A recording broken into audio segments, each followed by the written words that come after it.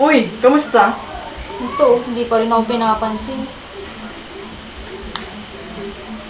Uy, Loreng! Problema ka ata. Share mo naman. Tol, bakit ganun siya? Kahit anong gawin kong pagpapansin, hindi pa rin niya mabili yung pagmamahal ko sa kanya.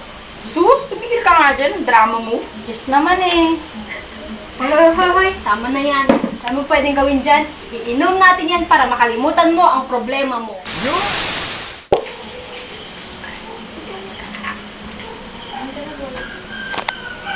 Uy, may inumin! Pahingi! O, sige ba? Ito,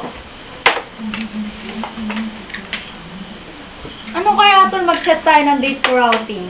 Uy, maganda ako?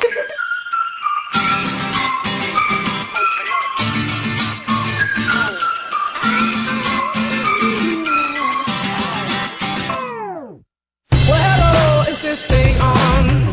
Is anybody listening? So I'm not the only